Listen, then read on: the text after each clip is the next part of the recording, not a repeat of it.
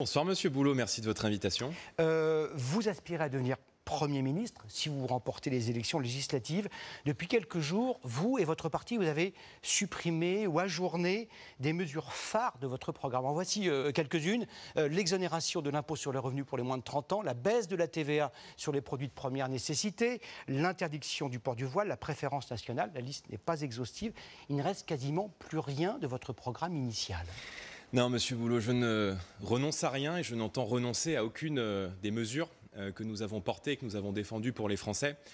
Simplement, j'ai la lucidité et l'honnêteté de dire aux Français que je ne vais pas réparer en 3 jours 30 ans d'échecs politiques. Pourquoi ne l'avez-vous pas dit il y a 2 mois ? Le seul, dans cette élection législative, candidat au poste de Premier ministre de la France, à avoir annoncé mes priorités, mes ambitions, un calendrier.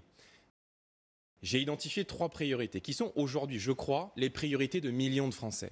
Le pouvoir d'achat, le rétablissement de la sécurité et la réduction drastique de l'immigration. Les mesures que vous avez évoquées, pour certaines, seront faites dès le mois d'octobre, à compter du projet de loi de finances de l'année 2025, mais j'ai indiqué que ma priorité absolue serait la baisse de la TVA de 20% à 5,5% sur l'énergie. Parce qu'aujourd'hui, se déplacer ou se chauffer, y compris sur le carburant, est en train de devenir un produit de luxe. Et moi, je ne me résous pas à ce que des millions de Français n'arrivent plus aujourd'hui à payer leurs factures. Et c'est pour eux que je prendrai mes premières mesures. Donc, vous ne renoncez à aucune de ces mesures, ni celle-là, ni d'autres. Vous n'allez pas annoncer dans 3 jours que vous renoncez, que vous ajournez au calendrier grec d'autres mesures. Il y a un échelonnement, un calendrier. Mais pourquoi n'avez-vous pas dit il y a 2 mois ? La situation était la même il y a 2 mois. Il y a 2 mois, Monsieur Boulot, vous aviez la gentillesse de me recevoir. Oui. J'étais candidat aux élections européennes. Lorsque j'avais indiqué qu'en cas de victoire, je demanderais une dissolution, tout le monde m'a dit que c'était impossible. Aujourd'hui, le pays peut saisir la chance d'une alternance. J'incarne dans cette élection non seulement le seul rempart face à une possible victoire de l'extrême gauche et d'un monsieur Mélenchon Premier ministre, mais j'incarne aussi une rupture raisonnable. Et je dis aux Français, vous m'avez fait confiance lors des élections européennes, nous avons réalisé un score historique. Maintenant, vous devez confirmer votre vote et me donner une majorité absolue pour que je puisse engager avec le Rassemblement national, avec Marine Le Pen et avec tous les Français qui nous font confiance, le redressement de notre pays. Mais vous dites, avec Marine Le Pen, sur les tréteaux, dans les meetings, il y a urgence absolue, il y a urgence sociale. Et puis vous venez, depuis quelques jours, en disant, d'abord on va faire un audit. Les électeurs qui peut-être ont voté pour vous n'y comprennent plus rien. C'est urgent ou c'est pas urgent ? Vous savez, les Français, ils connaissent la situation réelle du pays. Et si je deviens Premier ministre dans quelques jours, Monsieur Boulot, c'est mon souhait, c'est ma volonté. Je m'apprête à hériter d'un État qui a un niveau de dette sans commune mesure aujourd'hui, un niveau de déficit public, un niveau du déficit commercial qui est aujourd'hui sans commune mesure. La situation budgétaire du pays est extrêmement dégradée, non pas de ma responsabilité, mais du fait de la politique qui a été menée par Emmanuel Macron et Gabriel Attal, qui s'apprêtent à léguer un pays à 3 000 milliards d'euros de dette. Mais c'était les mêmes ordres de grandeur il y a 2 ans. C'était 2 800 milliards de dettes, aujourd'hui 300 milliards d'euros. C'est le même ordre de grandeur. Non, Monsieur Boulot, 300 milliards d'euros de dettes en plus depuis 2022. Donc, je ne mens pas aux Français. Et je viens dire aux Français, je veux que vous ayez pleinement conscience et que vous puissiez connaître la vérité sur la manière dont l'État utilise votre argent. Les gens qui nous regardent ce soir payent de plus en plus d'impôts, n'arrivent plus à boucler les fins de mois, font des efforts considérables pour réduire leurs factures et de l'autre, on voit que l'État est dans une situation budgétaire compliquée. Donc je veux faire la lumière sur les comptes de l'État et merci de me permettre de rappeler que la première mesure que je mettrai en œuvre, c'est un grand audit de tous les comptes de la nation pour pouvoir permettre aux Français d'avoir sous les yeux la réalité de la situation budgétaire et aussi pouvoir identifier les marges. J'ai des sources d'économie. Je veux par exemple faire des économies sur l'immigration.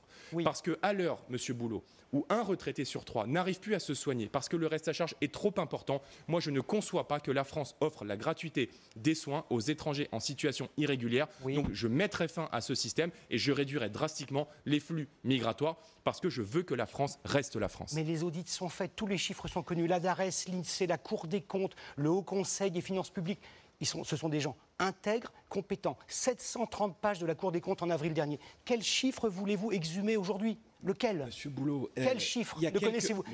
Quel est votre soupçon ? Non mais mon soupçon est total sur la manière dont Emmanuel Macron a dégradé les finances de l'État. Que voulez-vous savoir ? Permettez-moi de vous rappeler qu'il y a quelques semaines, en commission des finances, les députés du Rassemblement national, mais aussi les députés de tous les mouvements politiques, se sont vus face au gouvernement, dissimuler des informations. La presse avait titré « Le gouvernement fait de la rétention d'informations sur les finances de l'État ». Donc je suis certain que nous allons découvrir un certain nombre de dossiers dans les placards. Et donc moi, je veux être dans cette élection non seulement le candidat de la raison, mais je veux mettre fin aux dérives budgétaires du pays, parce que la France doit être gérée en bon père de famille. Les Français doivent se voir restituer une part de leur argent, et c'est vers la France qui se lève tôt, vers celle qui travaille dur, que je compte concentrer mes efforts, mes priorités, le pouvoir d'achat, la sécurité, l'immigration.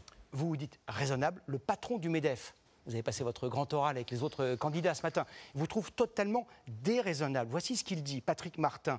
Lui et le MEDEF, comment dirais-je, ils emploient 10 millions de salariés en France. Ce n'est pas une toute petite organisation. Votre programme, celui du Rassemblement national, est dangereux pour l'économie française, la croissance et l'emploi. Mais, vous prenez les arguments des gens qui soutiennent le gouvernement. Par conséquent, c'est naturel que la politique que j'entends conduire puisse déplaire à mes opposants politiques. Ce n'est pas des opposants, c'est des employeurs. Ils emploient des salariés. Oui, eh ben moi, je veux réconcilier les Français. Et je ne veux pas qu'on oppose les petites, les moyennes, les grandes entreprises aux salariés, aux artisans, aux commerçants. Je pense que pour relever le pays, on aura besoin de toutes les forces vives de la nation. J'ai une ambition très forte en matière économique, c'est de déverrouiller toutes les contraintes qui pèsent sur la croissance. Et le premier chantier que j'engagerai sera celui de la simplification de notre économie. Aujourd'hui, on a trop de normes qui pèsent non seulement sur notre activité, mais qui pèsent aussi, par exemple, sur l'immobilier.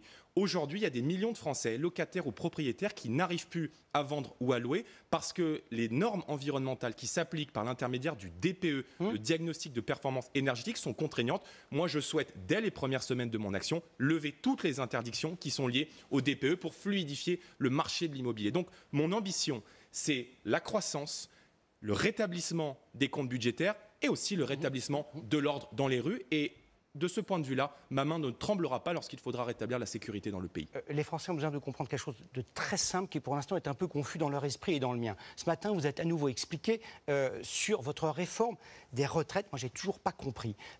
Quelqu'un qui a commencé à travailler avant l'âge de 20 ans partira à la retraite au plus tard à 60 ans, sans exception. Parfaitement. Très bien. Quelqu'un qui a commencé à travailler à 22 ans, c'est un cas statistiquement plus probable. Les gens font des études maintenant. À quel âge partira-t-il ? Alors, il partira plus tard. Vous savez que j'ai contesté et je suis opposé à la réforme d'Emmanuel Macron parce qu'elle est injuste socialement. Et vous voulez l'annuler. Et qu'elle coûte de l'argent, 450 millions d'euros de coûts pour les finances de l'État. Cette aide, donc, elle est inefficace sur le plan économique. Moi, j'ai une priorité. C'est la France qui se lève tôt. Je veux non seulement permettre à la France qui se lève tôt de pouvoir vivre de son travail, d'où ma priorité sur le pouvoir d'achat, mais aussi de pouvoir partir à la retraite en bonne santé. Donc, je le dis, si je suis Premier ministre de la République française demain, je permettrai à ceux qui ont commencé à travailler avant 20 ans, de partir à 60 ans avec 40 annuités. C'est 1,6 milliard d'euros de coûts. C'est peu ou prou le coût de la gratuité des soins qu'on offre aux étrangers en situation irrégulière. J'ai 22 ans aujourd'hui. À quel âge vais-je partir ? Il y aura une progressivité qui sera mise en œuvre. Lorsque vous commencez à travailler plus tard, vous devez partir plus tard, c'est normal. Et ce taux-là, il me sera possible de le définir une fois que j'aurai connaissance des marges budgétaires qui seront en ma possession à l'issue de ce qui est écrit dans les tracts électoraux de ces dernières semaines n'est plus exact. On abroge. On abroge. Non. On abroge la réforme Macron, de facto. D'accord. Puisque je permets aux carrières longues de partir plus tôt. La réforme ONI d'Emmanuel Macron, dont vous dites le plus grand mal, c'est 64 ans. Demain, grâce à vous, si vous êtes Premier ministre, ce sera 62 ans. Parfaitement. Au plus tard. Totalement. Personne ne partira après 62 ans. Pour une carrière complète, bien sûr. Les Français auront toujours la liberté de pouvoir travailler plus longtemps s'ils le souhaitent. Mais moi, je connais des millions de Français comme vous, que je rencontre tous les jours, qui font des métiers très difficiles, qui n'ont pas la chance que nous avons de pouvoir travailler dans des bureaux qui sont climatisés durant l'été et qui sont chauffés en hiver. Et cette France-là, celle qui fait des métiers difficiles, des métiers manuels, je veux qu'elle puisse partir avec 40 annuités. C'est un choix budgétaire que j'assume. Je ferai les économies nécessaires, mais tout pour la France du travail, tout pour la France qui se lève tôt, parce que c'est elle qui a besoin de l'attention des pouvoirs publics. Merci beaucoup, Jordan Bardella. Je vous donne d'ailleurs rendez-vous mardi soir sur TF1 pour le premier débat de ces élections législatives. Et face à vous, Jordan Bardella, il y aura Gabriel Attal et Emmanuel Bompard. Demain, ne manquez pas à partir de 7h la matinale de TF1 avec Bruce Toussaint et toute son équipe. Dans un court instant, votre film.